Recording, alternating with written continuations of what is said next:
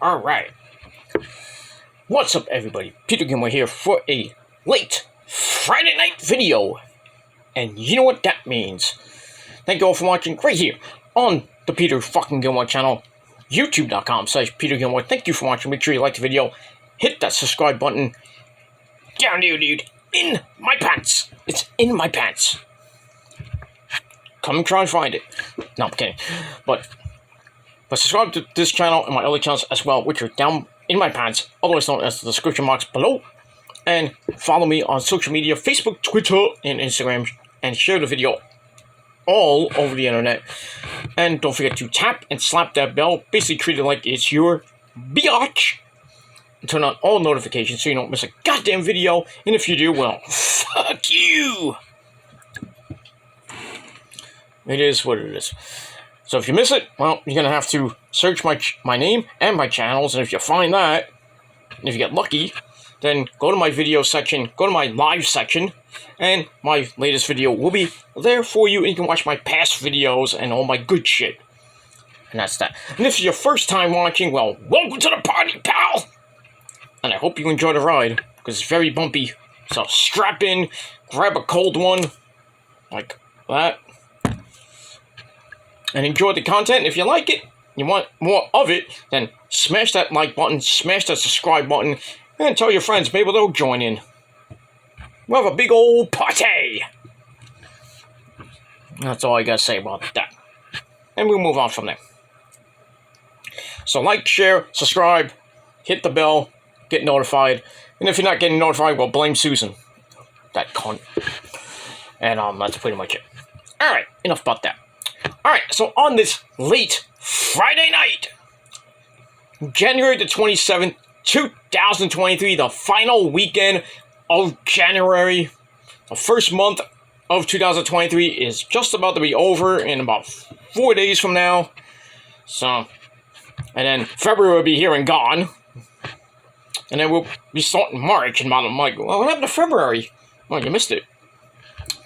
That's pretty much it, but should be a pretty nice weekend here in the Northeast. Going to be warm, as well, not too warm, but well, 50 tomorrow, 52 on Sunday for the Niners game. Can't wait for that. It's going to be epic on Sunday afternoon, and then we got the Chiefs and the Bungles on Sunday night to determine who goes to the Super Bowl in 2 weeks in Arizona.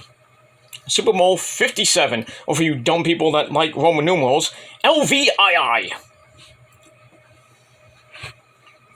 There you go. So we got that. We got the Royal Rumble tomorrow night from San Antonio, Texas, at the Alamo Dome. I will be doing my predictions sometime tomorrow, because I still got to do Rampage and SmackDown from tonight. I'll be doing that maybe a little after I finish this little quickie video, and then do that, and I'll try to get NXT up for you guys, and then I'll try to do a very quick predictions video for the Royal Rumble, and then I'll do my Royal Rumble review sometimes, maybe late tomorrow night, maybe Saturday night, Sunday night, when I get home from my chores and watching the Niner game and all that other good shit. So I got that. But we'll be back, hopefully, on a regular schedule going into February, and that's pretty much it. But I do gotta announce that there's a possibility that I will not be doing, for Mania Week, I may not be doing any reviews during Mania Week, because I might be on vacation, but we'll see what happens with that. There's some stuff going on. I got some logistics to get over, and all the other good stuff about that. But yeah, Mania Week I may or may not be around, but I'm kind of working on things with the Mets, and we'll see what happens with that. That's that. But anyway, we move on from there. All right, on this late Friday night, and you know what that means. Like I said, I'm going to do SmackDown and Rampage in a little bit. That's live on my Killer of Demons channel, so check that out. But I want to talk about the New York fucking Mets, because we're getting really close to pitchers and catchers about to report in about 2 weeks from now. I think February 17th is when pitchers and catchers report, and then the full team, I think, is right after that, like right after President's Day, like the 21st or 22nd is when the full team starts, and then around February 27th, 28th is when spring training games actually start, and then the World Baseball Classic is right around that, right, like the first week of spring training games, which I could care less about, but I mean, some of the Mets are gonna be playing there, but at least they'll get some reps, in the Baseball Classic, but, not as a team. They're going to be, we're not going to see a lot of, most of the Mets we'll see. Like, Alonso will be on, I think, he's playing in the World Baseball Classic. Lindor. Marte is not, thankfully, because he's coming back from an injury that he's sustained at the end of the season. So, Marte's not going to play. So, we'll probably see Marte maybe as a replacement player, or he'll get some at bats at least. We'll probably see like guys like Alvarez and Beatty and Mauricio, playing. Maybe Escobar. Well, I don't know about Escobar, but and Mcneil and everybody on the Mets. The new Japanese pitcher they got, Kodai Senga, is not going to be playing in the World Baseball Classic, representing Japan #1. So, so he's going to be in Florida getting some reps, which is good. So most of the core Mets, I think, will be in town in Port St. Lucie, for the games, which really don't mean anything. It doesn't mean anything until March the 28th, so I think it's it's the 28th. 28th to 29th, I think it is. That's when the 2023 season starts. The Mets will be in Miami for 4 big games to start the season. And then they go right to Milwaukee, which means the good land. So they'll be on the road for 7 straight days from that last Thursday in March, right? I think is the 28th or 29th. And then they have the 4-game series through April 2nd. And then April 3rd, 4th, and 5th, they'll be in Milwaukee. Then the home opener the day after that, which is April the 6th, at home in Citi Field. I think that's against the Marlins as well. I have to check that. It might be against I think it's the Marlins or the Phillies. I forget who it is. I gotta look at the schedule, and I have to get the book. The good old 2023 yearbook, not yearbook, but statistic book that I usually get for the start of the season, which I'll be getting at the end of February. I gotta put my order in, actually. So we'll be getting that, and then probably the week before the season starts, I will be doing my 2023 season preview for the Mets, those skankies, the world champion Houston Astros. And we'll talk about those crappy Braves, those crappy Phillies, and every other crappy team. Yeah, we talk about the Grom and all the players. They got dealt with the hot stove league and all that good shit. So we'll be talking all about that probably in mid-March. So get ready for that. That's it. But speaking of the Mets, big Mets news coming out today. The New York Mets agreed to an extension with the 2022 batting champion, and the man himself, McSquirrel, the Squirrel, whatever you want to call him. I call him McHits, McNichols, McNuggets, not McV, but But anyway, per the New York Post and John Heyman, not that Heyman, not my name is Paul Heyman. We'll talk about him later. Per John Heyman and Joe Sherman of the New York Post, they confirmed that the New York Mets have agreed to a 4-year extension with Jeff McNeil, 4 years, $50 million, which includes a club option for a 5th year at $13.75 million. So that's pretty damn good. So we got Mcneil for 4 and possibly a 5th year. So that's one of the the people that were in arbitration, along with Alonso, who you still that might play a part in during the season, extending Alonso, who's going to want a lot of money. And with Uncle Stevie and Mr. Epler and the Mets brass wanting to go all in on Ohtani and Machado, either during the trade deadline or possibly in the next 2023 offseason in probably November, December this year. They want to go all in on Ohtani. They're going to get Ohtani? Probably not. They're going to get Machado? That might be. Well, I think the Mets might get Machado and then get rid of Escobar. So you have Machado, Lindor, and then Mcneil at second, and then Alonso. That's a freaking beast of an infield. And then in the outfield, you got Canacorn. I think he has 1 more year left after this year. And then you got Nimmo, who signed for, I think, 5 years. 5 or 6 years, 100 and somewhat million. So they re-signed him. Marte, I think, has got another year or so.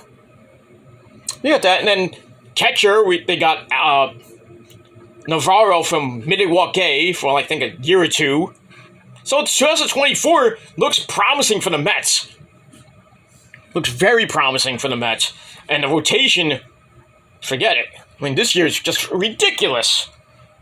The Mets are like not a super team yet, but they're getting there. I still think that the Mets 4 and 5 starter, Quintana, I'm not really sold on Quintana. I'm not really sold on him. And then Carrasco hopefully doesn't have he had a great year last year. Hopefully he can have a great year this year. And then you got to figure who's going to be number 5. It'd be either Peterson or Mcneil. I'd probably go with Mcneil, coming off a very injured-prone, bad last year. He had a good start, then he got injured, and he came back, went to the bullpen, just stunk up the joint. Peterson, the same freaking thing.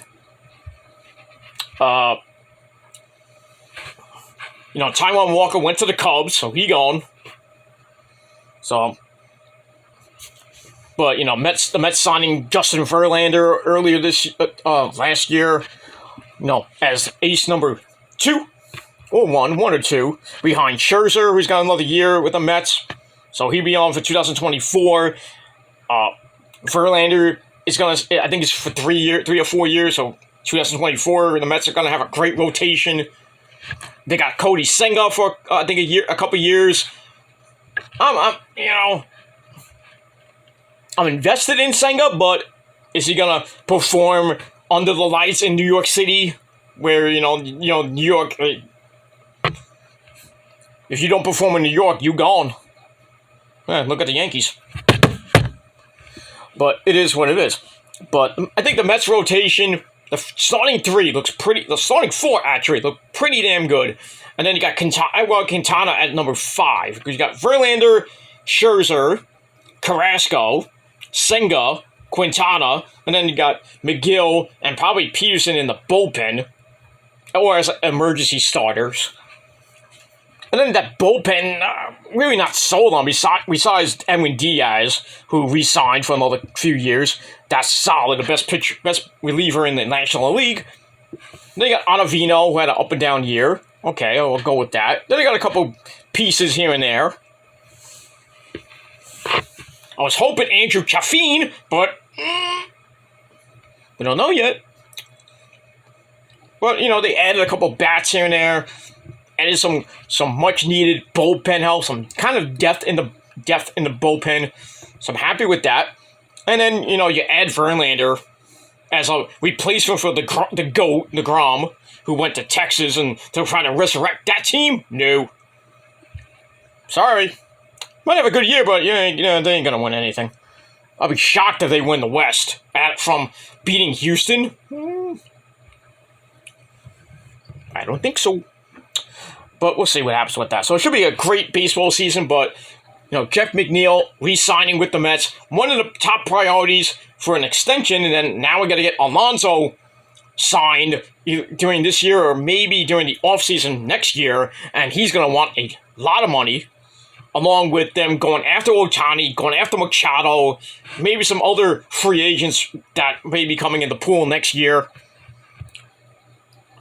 So Uncle Stevie is winding that page, that checkbook. I mean, if we can get Ohtani and Machado, it's over. I think the National League is over. It's done. Just imagine Ohtani on the Mets, Verlander, Ohtani, Scherzer, Carrasco, Senga. And then like I said, with the infield, Machado, Lindor, Alonso, McNichols. Then you got Nimmo, Marte, Kana. And then, well, the catcher is a little bit suspect, with Navarro and Nito. And, waiting the wings is Alvarez. Do they make another? Do they get rid of Beatty? Do they get rid of Mauricio, who's been on the freaking trade block for the last couple of years?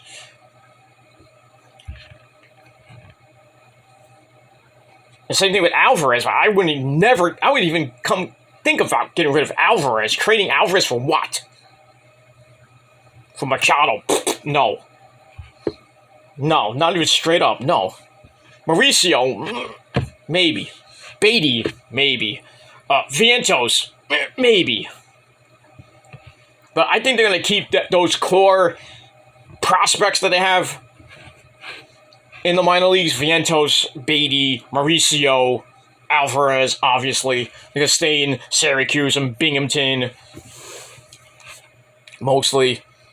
Maybe come up for a cup of coffee during the season, or if they actually need them, if a big injury happens, which I hope doesn't. Especially to the starting pitching as well, because then you got McGill and Peterson to fill in here. And maybe they bring up somebody from the minors. But I think the Mets have won, at least this year. I think the main focus this year, is getting back to the playoffs, winning the NL East, and not the last two seasons. Getting there, winning the National League East, because that's going to be a dogfight between the Braves and the Phillies. Oh yeah, I'm saying that. I said that the last 2 years, but the Braves, with Trey Turner on the team, ooh. Oh. It's going to be a dogfight at the beginning of the season between me and that idiot JD. And those other Braves fans that love to talk, womp, womp, womp. And I have to deal with the skanky fans, especially the one I live with. But, it is what it is. But we banter, we talk, we don't talk, we don't go over the line. But, except when it's, playoff season. But, it should be a great season, but that's all I got to say about that. So, Jeff McNichols, 4 years, $50 million contract extension with the Mets, with a club option for a fifth year, $13.75 million. Reported by ESPN's Jeff Passan, John Heyman, and Joe Sherman of the New York Post. And that's it. By the way, if you don't know what happened to McNeil led the league in batting average, won the title, 326 batting average. I think he was the second Met to actually win the batting title, because the first one was Jose Reyes. Jose.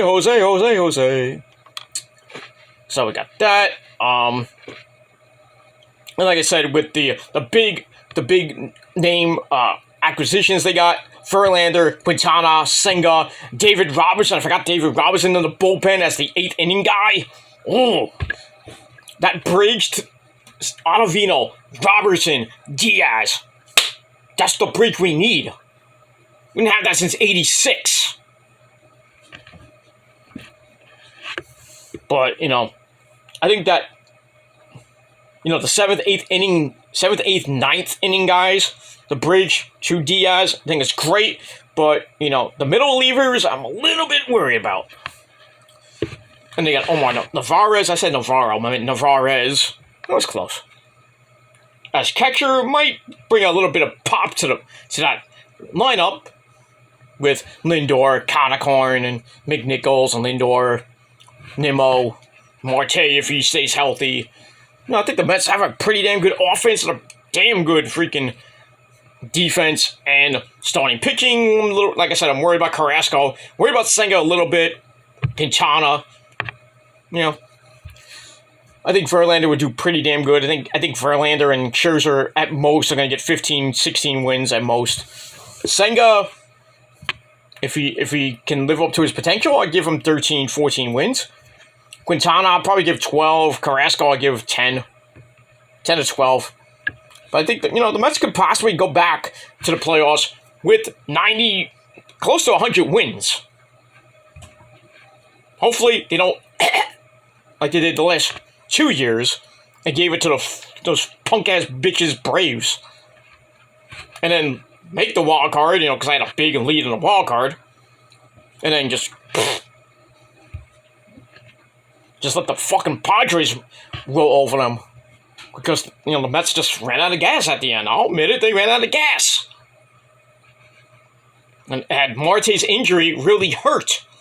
And that horrible freaking 3-game series in Atlanta at the end of the year when we could have put Atlanta in the rearview mirror and it got swept. Oh! And then the Braves won the division on the day before the last day of the season. The Mets would have won one of those games in Atlanta last year. The Mets would have won the East, had the first round, basically had a bye into the next round, or the next round, instead of not having a 3-game wildcard series with the Padres at home and losing basically 2 or 3 of them. Horrible. And DeGrom just stinking up the joint. Scherzer stinking up the joint. And even freaking Bassett sticking up the joint. And just the bat's not waking up. Just every freaking year, the Mets in the second half just forget how to freaking hit and pitch. I'm like, what happened? Why are we letting the foot off the freaking pedal here? Come on! But hopefully we don't get that this year. Hopefully we're not. But there's a lot of scary teams this year, like the Braves, the Phillies. Yeah, the Cubs in a way. Yeah, the Cubs. Yeah, I said the Cubs. The Padres, definitely. The Dodgers. And then the American League, we always have to talk about the Skankies with the people they got. The rotation they got with Cortez and Cole, and I think they got another guy, I forgot, Rondon. Judgy Wudgy's coming back, 62 steroid using home runs. And still, your left fielder is garbage. Why? Cashman, what the fuck is wrong with you, dude? And I'm saying this as a Met fan. What is wrong with you? Why do you come out and say Aaron Hicks, a guy that did not even play most of the year, he's coming back and being the starting left fielder? There's other guys on your team that can play left field, right? But I believe in Aaron Hicks, and nobody does. Nobody else does. Nobody cares about Aaron Hicks. Why don't you just get rid of him? He's garbage. Like I said, I'm saying this as a Mets fan and a baseball fan.